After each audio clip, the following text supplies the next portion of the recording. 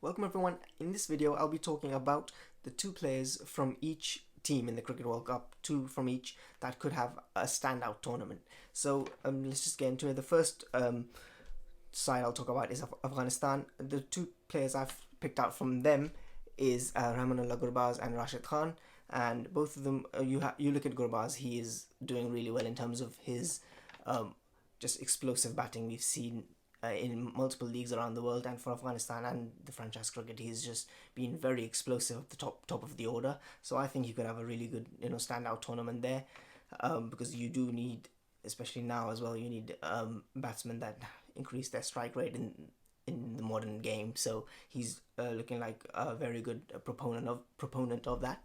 So I think he should have a really good tournament. And of course, I've just gone with the basic answer here. With the next one is Rashid Khan, who is one of the best spinners in the world. So I'm gonna go out and just really, I don't want to say a cop out, but it's an answer which everyone will have on their list, I guess. So I'll say Rashid Khan for this one. For the next team, for Australia, I would say some of them have injury concerns, like Travis Head, Mitchell Stark's coming back from an injury, but you can't count out Mitchell Stark. I think he was the leading run scorer, I think, in the last two World Cups. So Mitchell Stark was really good. But the two players I've picked out though is Marcus Stoinis and Mitchell Marsh. So both are all-rounders here. Mitchell Marsh had a good T20 World Cup in 2021. So he over the last few years he's really rejuvenated his career at the top of the order, whether it's opening or coming in at number 3. So I think Mitchell Marsh is going to have a really good tournament here, and it certainly has a potential to. And obviously the next one I've picked out is Marcus Stoinis, and the reason I think I've picked him out compared to the rest is just his he is an all-rounder, so much more of a batsman, even though a batter, but he can give a few overs with the ball as well. But mainly I'm looking at his explosiveness in the middle overs with the bat. He can really alleviate the pressure from other batters if he gets going. So once he gets going, he's hard to stop. Stoinis. That's why I've picked these two as the two guys that are going to stand out for Australia. The next one, I'm going to look at England, which really anyone can from that squad. Their squad is really just very well balanced. I would say the two ones I've picked out is Mark Wood and Ben Stokes. So Mark Wood is one of the fastest bowlers right now. He's just doing really well. I think he did really well for the matches he played for. I think it was Lucknow Super Giants. He did really well before he had to go back, but in the IPL he was good.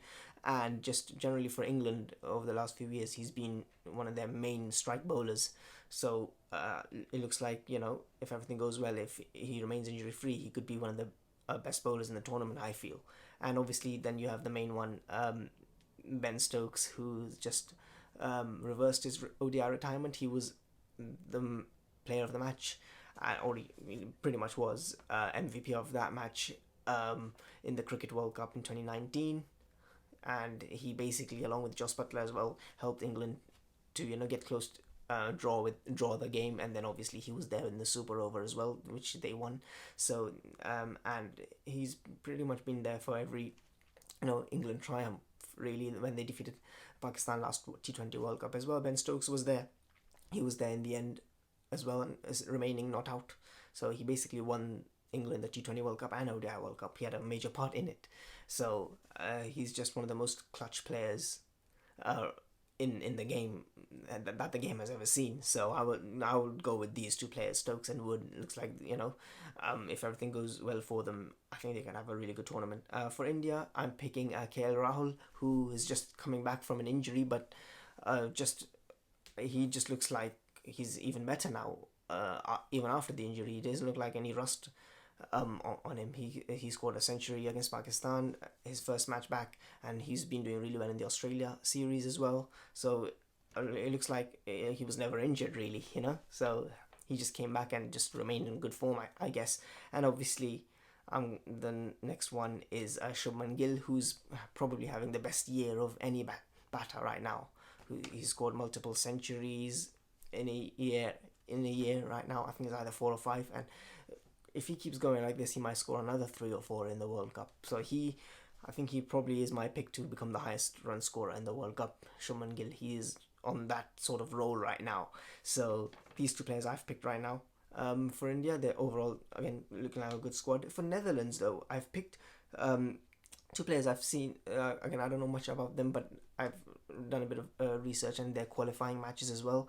The two players I picked out is Bas De Lead, who is an all-rounder. He basically scored 132 runs in 92 balls at a strike rate. You know, at a really good strike rate, and I think that was against a really that was in the qualifiers, and he helped them to win that match really. And he also took 5 wickets in the same game, and that was against Scotland. So in the he scored 132 runs and a fifer. So he looks like one of their best players as well, Netherlands. And obviously the next one is Scott Edwards, the captain, who scored overall 313 runs in the qualifiers, 113 strike rate, and he's one of the best sweepers as well. The sweep shot, he's one of the best at it. So he, in terms of leading the side as well, he's done a good job as well. He's secured automatic qualification for Netherlands in the T20 World Cup for 2024 as well. So he looks like a really key figure as well. And also there are some more, Vikramjit Singh, Max O'Dowd. They're also really good batters as well in the Netherlands. They'll also be there. But the two players I've picked out is Bas De Lead and Scott Edwards, the captain. We move on to New Zealand next, and I'm picking out Trent Boult and Kane Williamson. It's their senior citizens, both of them. Kane Williamson, we all know how good he is. He's coming back from an injury, but we all know how good he is in terms of captaincy. His captaincy is very, sharp strategically. So as a captain, he would good. It remains to be seen how he will be with the bat. Hopefully, he gets back into rhythm quickly. And Trent Boult, he's one of the best swing bowlers. He's just one of the best upfront bowlers in the world as well. So that it's self-explanatory. There, I think they will have a really good tournament. Boult and Williamson. South Africa, I've picked out two. They are in the middle order, especially. There's a lot like Miller, Quinton de Kock, although he plays at the top, Rassie van der Dusen. You can have Rabada, maybe Nokia if he was in. But the two players, if he wasn't injured, I've picked out the two players though. And that is Aiden Markram and Heinrich Klaassen.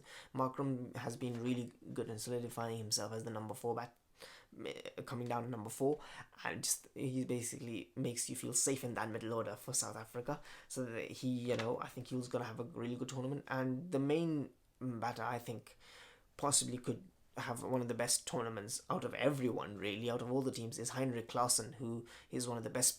I think you have to say he is the best player of spin in the world right now. And there are spinning tracks in India as well, and he has for Hyderabad, for Sunrisers Hyderabad, he's played in the middle order in the IPL in those conditions, spin as well. So he is going to be just really explosive. I think he scored 170 runs. I think he scored in one innings against Australia recently. So he, and he was hitting out Adam Zampa all over the park. So easily the best player of spin, and in spinning tracks, that's going to be a huge advantage to Klaassen and South Africa. So I think he's going to have a great tournament. For Bangladesh, I'm going to say Shakib Al Hasan, their captain, who is one of the best all-rounders. He had one of the best last T20 World Cup. He was one of the highest, last 50 over ODI World Cup in 2019. He had one of the highest scores as a batter. I think Rohit Sharma finished with the most runs. He was up there as well, Shakib second or third, I think. And he was one of the best all-rounders as well. He scored good centuries as well in the last ODI World Cup. Either 1 or 2 centuries. But he was really good in that World Cup 4 years ago. So we all know how good Shakib is. He's a superstar of Bangladesh and world cricket as well. So he should be really good. And I've gone with their pacer Taskin Ahmed, who I've seen him bowl a little bit, and he looks really good as well. So if he can get more consistent wickets, it could really help Bangladesh. So these are the two players I've gone with here. And second to last team, the penultimate team I'll talk about is Sri Lanka. The two players I've picked out from there, they could really have a good, really, really good standout tournament, is Kusal Mendis. I think he scored a 91 against Pakistan in the Asia Cup. So he's going to be a key figure. And Charith Asalanka as well, who was there in the middle order that finished the game against Pakistan. So they have a really, in these two players, Kusal at the top and Asalanka in the middle to lower order batter. He, solidifies Sri Lanka there as well as Asalanka. So I think both of them could be really key for Sri Lanka there. And the final team is Pakistan. The two players I've chosen is Babar Azam. That's I'm gonna, just that's a bit of an easy pick there, Babar Azam. And so I'm looking, hopefully I'm expecting a bit more from him, and hopefully he has a really just a blow away tournament. Hopefully he scores a few centuries, and I just have a feeling he might have a really good tournament.